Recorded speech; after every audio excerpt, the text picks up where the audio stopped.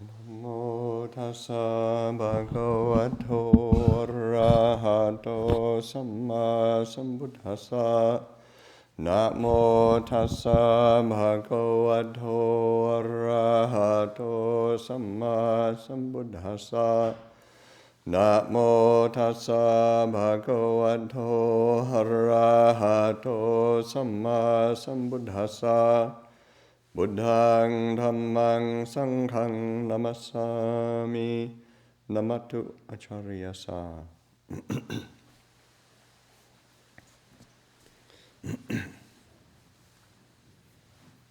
So continuing the chapter on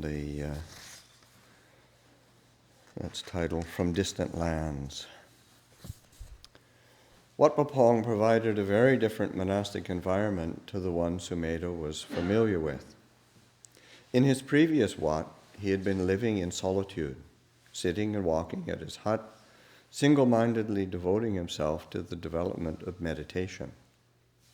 The only human contact had been with a novice who brought him his daily meal. It had been a beneficial period for him, but he had become unsure how sustainable such a kind of monastic life would be in the long term. What he felt he lacked was Vinaya training. And this is a quote. At Wat Pah Pong, the emphasis was on communal activities, working together, eating together, etc., with all its rules. I knew that if I was going to live as a monk, I needed the monk's training, and I hadn't been getting that at the meditation center that I had been in before.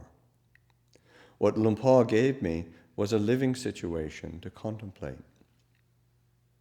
You developed an awareness around the monastic tradition, and it was something that I knew I needed. I needed restraint and containment. I was a very impulsive person with a tremendous resistance to any kind of authority. I had been in the Navy for 4 years and had developed an aversion to authority and rank. And then, before I went to Thailand, I'd spent a few years in Berkeley, California, where it was pretty much a case of, quote-unquote, doing your own thing. There was no sense of having to obey anybody or to live under discipline of any sort. But at Wat Pah Pong, I had to live following a tradition that I did not always like or approve of, in a situation where I had no authority whatsoever. I had a strong sense of my own freedom and right to asserting it, but I had no idea of serving anyone else. Being a servant was like admitting you were somehow inferior. So I found monastic life very useful for developing a sense for serving and supporting the monastic community. What impressed me about Luang Por was that although he seemed such a free spirit, an ebullient character, he was, at the same time, very strict with the Vinaya. It was a fascinating contrast. In California, the idea of freedom was being spontaneous and doing what you felt like. The idea of moral restraint and discipline was like this big ogre that's coming to squash you with all these rules and traditions. You can't do this and you can't do that, and pressing down on you so much. So my immediate reaction to the strictness of Wat Pah Pong was to feel oppressed. And yet my feeling about Luang Por was that although his actions were always within the margins of the Vinaya, he was a free being. He wasn't coming from ideas of doing what he liked, but from inner freedom. So in contemplating him, I began to look at the Vinaya so as to use it, not just to cut yourself off or to oppress yourself, but for freedom. It was a conundrum. How do you take a restrictive and renunciant convention and liberate your mind through those conventions? I could see that there were no limits to Luang Por's mind. Oftentimes, attachment to rules makes you worry a lot and lack confidence. But Luang Por was radiant. He was obviously not just someone keeping a lot of rules and anxious about his purity. He was a living example of the freedom that comes from practice. Ajahn Sumedho was impressed and reassured by Luang Por's inquiries about his meditation practice. Luang Por merely acknowledged with a grunt that the method Ajahn Sumedho was using was valid and gave him permission to carry on with it if he found it useful. It did not seem to be a crucial issue. It was clear that what Luang Por was teaching was not confined to a particular meditation technique. His way was a comprehensive training, the creation of a context or environment in which any legitimate technique would bear fruit. This was exactly what Ajahn Sumedho felt he needed. It's a quote again. You have to find someone you resonate with. I'd been at other places and nothing had really clicked. I didn't have a fixed idea of having a teacher either. I had a strong sense of independence. But with Luang Por, I felt a very strong gut reaction. Something worked for me with him. The training at Wat Pah Pong was one of putting you in situations where you could reflect on your reactions, objections, and so on, so that you began to see the opinions, views, prejudices, and attachments that come up naturally in those situations. Luang Por was always emphasizing the need to reflect on the way things are.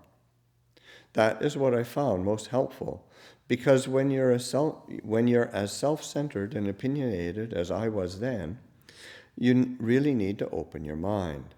So I found Luang Por's way much more clear and direct. As I was very suppressed already, I really needed a way of looking at myself honestly and clearly, rather than just trying to suppress my feelings and force my mind into more refined states. He was also very aware of the individual needs of the monks, so it wasn't like there was a blanket technique. He realized that you really have to figure it out for yourself. And so how I saw him, how he affected me, was that he seemed to provide a backdrop for my life from which I could reflect. Even with this kind of appreciation of the way of practice at Wat Pah Pong, Ajahn Sumedho did not find it easy. Apart from the easily foreseen difficulties and frustrations he experienced with the language, culture, climate, and diet, it was the Vinaya, ironically, that caused him most misgivings. His personality had always been an idealistic one. He was drawn to the big picture, the unifying vision, and tended to get impatient with the nuts and bolts of everyday life. Unsurprisingly, he felt a natural antipathy to much of the detailed Vinaya instruction, which could seem to him like a continual nitpicking over trivial matters. The Vinaya reading, there's a quote again, the Vinaya readings were excruciatingly boring. You'd hear about how a monk who has a rent in his robe so many inches above the hem must have it sewn up before dawn, and I kept thinking, this isn't what I became a monk for. The Vinaya texts prescribe various duties to be performed towards a teacher by his students. One of them is to wash the teacher's feet on his return from alms round. At Wat Pah Pong, as many as 20 monks would be waiting for Luang Por at the dining hall footbath, eager for the honor of cleaning the dirt from his feet or of having a hand on the towel that wiped them dry. At first, Ajahn Sumedho found the whole thing slightly ridiculous. Every day he would look on with bemusement as monks started to make their way out to the footbath. It was the kind of ritual that made him feel alienated from the rest of the community. He would be aware of the critical, judgmental part of his mind coming to the fore. It's a quote. But then I started listening to myself and I thought, this is really an unpleasant frame of mind to be in. Is it anything to get so upset about? They haven't made me do it. It's all right. There's nothing wrong with 20 men washing one man's feet. It's not immoral or bad behavior, and maybe they enjoy it. Maybe they want to do it. Maybe it's all right to do that. Perhaps I should do it. So the next morning, 21 monks ran out and washed Luang Por's feet. There was no problem after that. It felt really good. That nasty thing in me had stopped. Although the Buddha called praise and blame worldly dhammas, even the most dedicated and unworldly spiritual seekers must learn how to deal with them skillfully. Throughout his early days at Wat Pah Pong, Ajahn Sumedho received generous praise. In Buddhist cultures, the voluntary renunciation of sensual pleasures in favor of spiritual training is an esteemed virtue. The sacrifices Ajahn Sumedho had made to become a monk inspired both his fellow monastics and the monastery's lay supporters. In leaving America and donning the ochre robe, not only had he given up a standard of living that Isan peasant farmers could only dream about, but he had done so in exchange for a life in one of the strictest and most austere forest monasteries in the country. The conservative Isan people, with their sense of security and well-being so bound up with the maintenance of their traditions, were impressed by how well Ajahn Sumedho could live in exile from the conditions he was used to. They were inspired by how diligent and dedicated he was in his practice. As the only Westerner, he stood out and was a center of attention wherever he went, second only to Luang Por himself. On the other hand, it is common for Thais to possess a natural, apparently almost effortless physical grace, which is enhanced by the monastic emphasis on developing mindfulness through close attention to form and detail. It confused them to see Ajahn Sumedho, physically imposing and with an obvious zeal for the practice, but at the same time, by their standards, so awkward and ungainly. In most, it provoked a quiet but affectionate amusement. For some, that amusement was soured with a hint of fear, jealousy, and resentment. Ajahn Sumedho, both a little paranoid and enjoying the attention, could not help but feel self-conscious. That's a quote. They would say, "How old are you?" I'd say, 33. And they'd say, "Really? We thought you were at least 60. Then they would criticize the way I walked and say, "You don't walk right. You're not very mindful when you walk." And I'd take the shoulder bag and I'd just dump it down without giving it any importance. And they'd say, "Put your bag down right. You take it like this, fold it over, and then you set it down beside you like that." The way I ate, the way I talked, the way I walked, it seemed that everything I did was criticized and made fun of. But something made me stay and endure through it. I actually learned how to conform to a tradition and a discipline. And that took a number of years, really, because there was always strong resistance. But I began to understand the wisdom of the Vinaya, and over the years, my equanimity grew.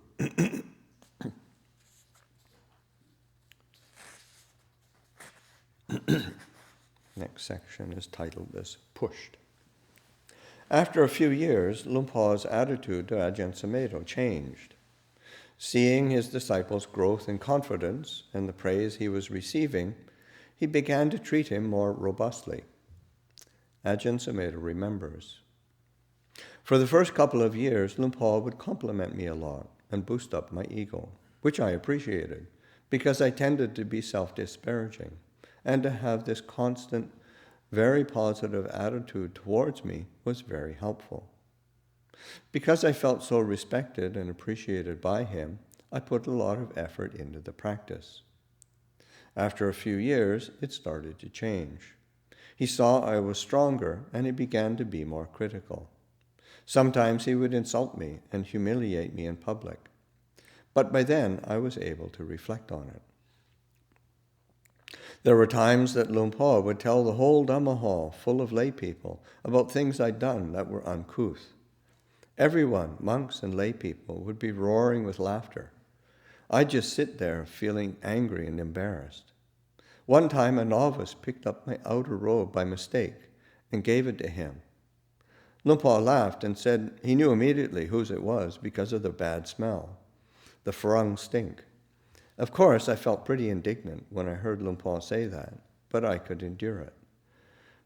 And because of the respect I felt for him, I didn't show any reaction. He asked me if I was feeling all right, and I said yes, but he could see that my ears were bright red. He had a wonderful sense of timing, and so I could work with it. And I benefited from being able to observe my own emotional reactions to being insulted or humiliated. If he'd done that at the beginning, I would never have stayed. There was no real system that I could see. You just felt that he was just trying to help you, forcing you to look at your own emotional reactions. And I always trusted him. He had such a great sense of humor. There was always a twinkle in his eye, always a bit of mischief, and so I just went along with it. Many of Ajahn Sumedho's most vivid memories of his early years at Wat Pah Pong are of occasions when some dark cloud or other in his mind dissolved through a sudden insight into the desires and attachments that conditioned it. Luang Por's genius as a teacher seemed to him to lie in creating the situations in which this process could take place, bringing a crisis to a head, or drawing his attention most skillfully to what was really going on in his mind. His faith in Luang Por allowed him to open up. A smile from his teacher or words of encouragement at the right moment could make hours of frustration and irritation seem ridiculous and insubstantial. A sharp question or rebuke could wake him up from a long bout of self-indulgence. To quote again, he was a very practical man, and so he was using the nitty-gritty of daily life for insight. He wasn't so keen on using the special event or extreme practices as on getting you to wake up in the ordinary flow of monastic life, and he was very good at that. He knew that any convention can become perfunctory and deadening after a while if you just get used to it. He was aware of that, and so there was always this kind of sharpness that would startle and jolt you. In the early days, frustration was the major fuel of Ajahn Sumedho's suffering. The afternoon leaf-sweeping periods could be exhausting in the hot season. One day, as he toiled in the sun, his body running with sweat, he remembers his mindfulness becoming consumed by aversion and self-righteousness, and grumbling to himself, "I don't want to do this. I came here to get enlightened, not to sweep leaves off the ground." Just then, Luang Por approached him and said, "Where is the suffering? Is Wat Pah Pong the suffering?" I suddenly realized something in me which was always complaining and criticizing, and which was preventing me from ever giving myself or offering myself to any situation. Another time, I had this really negative reaction to having to sit up and practice all through the night, and I must have let it show. After the evening chanting, Luang Por reminded everyone that they should stay and meditate right through to dawn. Except, he said, for Sumedho. He can go and have a rest. He gave me a nice smile, and I just felt so stupid. Of course, I stayed all night. There were so many moments when you were caught up in some kind of personal thing, and he could sense that. He had the timing to reach you in that moment when you were just right so that you could suddenly realize your attachment. One night we were in the small hall where we did the Patimokkha, and his friend Luang Por Chalui came to visit. Usually after the Patimokkha was over, we would go and have a hot drink and then join the lay people in the Dhamma hall. But on that night, he and Luang Por Chalui sat there joking with each other for hours, and we had to sit there and listen. I couldn't understand what they were talking about, and I got very irritated. I was waiting for him to tell us to go to the hall, but he just carried on. Every now and again, he would glance at me. Well, I had a stubborn streak, and I wasn't going to give up. I just got more and more angry and irritated. It got to about midnight, and they were still going strong, laughing like schoolboys. I got very self-righteous. They weren't even talking seriously about practice or Vinaya or anything. My mind kept saying, what a waste of time. They should know better. I was full of my anger and resentment. He knew that I had this stubborn, tenacious streak, and so he kept going until 2 in the morning, 3 in the morning. At that time, I just gave up to the whole thing, let go of all the anger and resistance, and felt a wave of bliss and relaxation. I felt all the pain had gone. I was in a state of bliss. I felt I'd be happy if he went on forever. He noticed that and told everyone we could leave.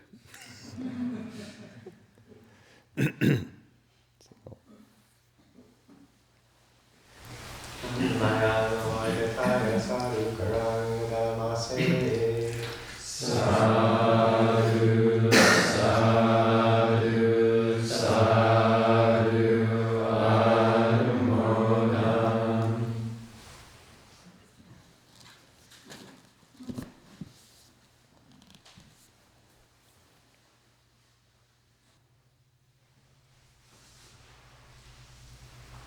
And Paul, do you have any advice for those, any more advice than possibly was offering in terms of like just the internal chatter of criticism, especially maybe directed towards like nitpicky, like other monks, of course, but it's sort of the nitpicky stuff.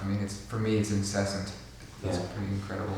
Well, a lot of it is just, again, that sense of what does that feel like? And even if I'm right, why does it still feel miserable? That's a really important way of directing attention, because you think for all of the logic or the power behind it, this isn't the way out of suffering. And that's, it always have to come back to that. And then Luang Por Chah was such a master at being able to hold up that mirror and get people to look at that suffering and see, okay, there's, of course that's what Buddhas, or I teach only two things, suffering and cessation of suffering. And so that keeping it on that, reminding oneself of that. And then you can once there's that's it's sort of clear, then you can start to say, well, what's the attachment behind that? What's the view or the opinion? Why do I have to hold a particular view or opinion? That's why I think, say, like in the asavas, in the suttas, so it's Gamasava, Bhavasava, Vijasava. And it's in the, I think it's right in very early, like Patisampita Magga, that Dittasava, it's like very early commentaries are like, oh, this is really important. This is just so, drives so much of the aversion, desires, this views, and that holding a view, holding an opinion. And how we build a sense of self and other because we have a view, and so that being able to say, well, what kind of view am I holding that keeps me separated like that? How can I release that? A lot of it is just seeing the suffering. Okay, this is just another view I'm holding.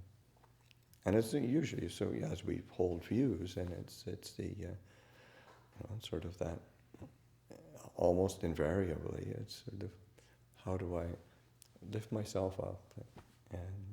And it isn't usually so conscious in terms, I'll lift myself up so I can put others down, but it's sort of, that's how it ends up.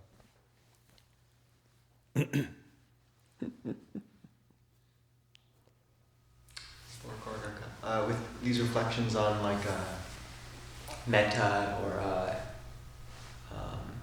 like say development of metta to counteract some nitpicking stuff or even a lot of these reflections, I found for the first like several years of practice I had a lot of fuel for them, But then after a few years, it's like it's almost like, I don't know, the kilesas blocked a lot of them, and it was all dependent on how much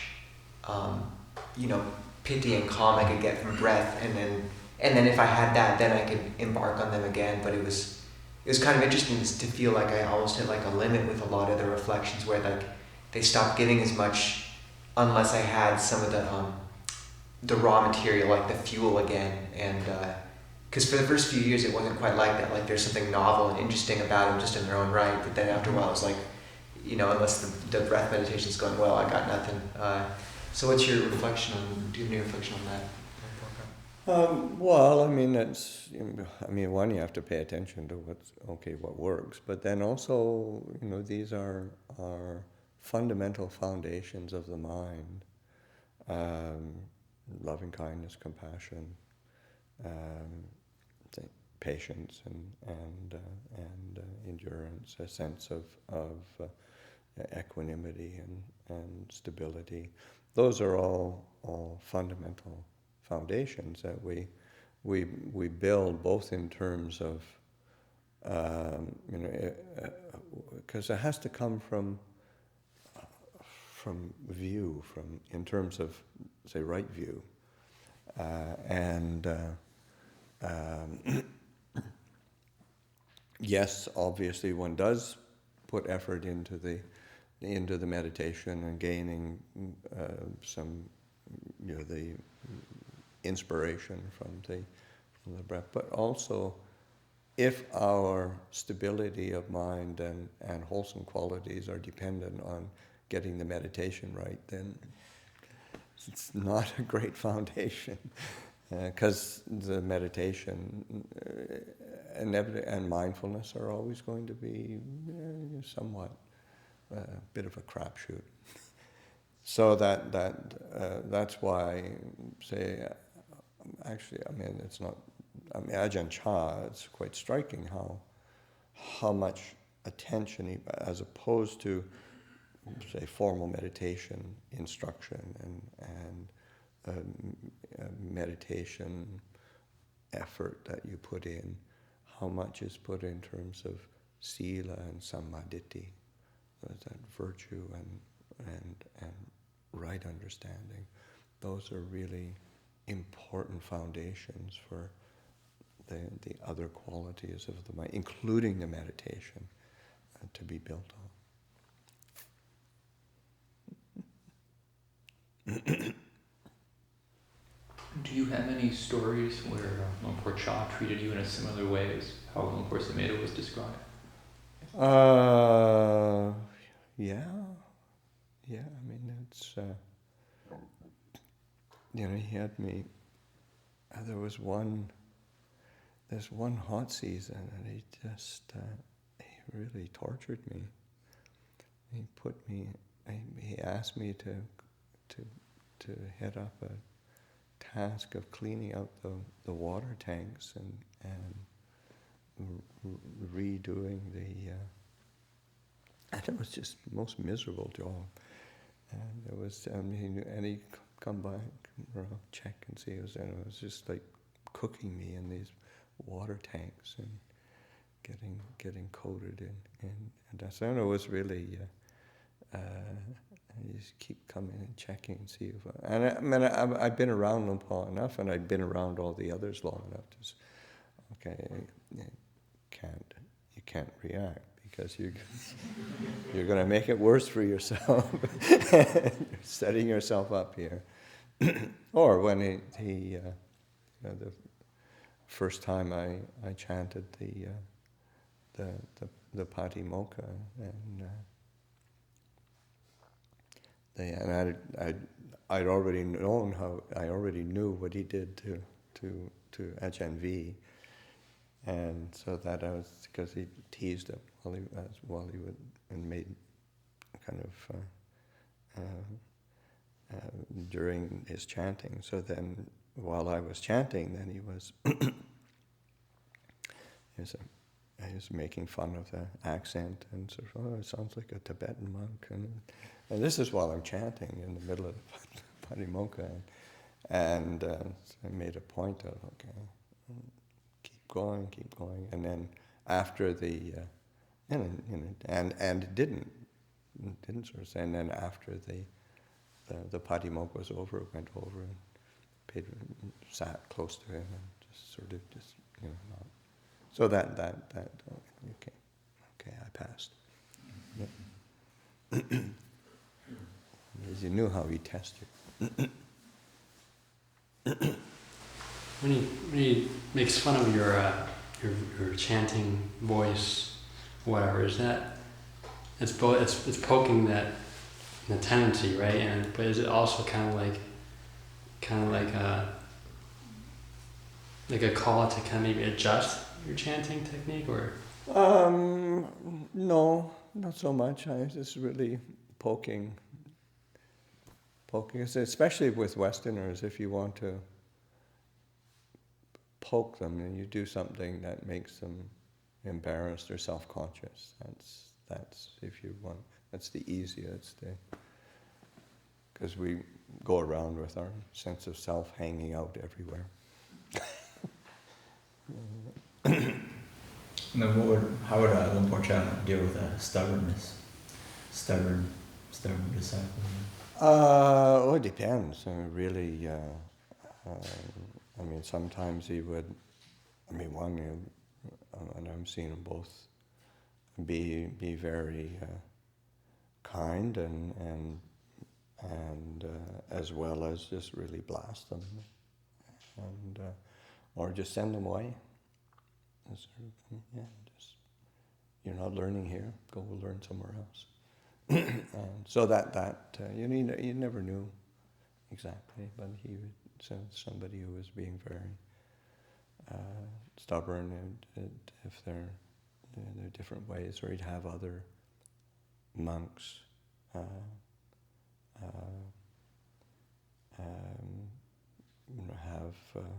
say something to them. Different ways of dealing with it.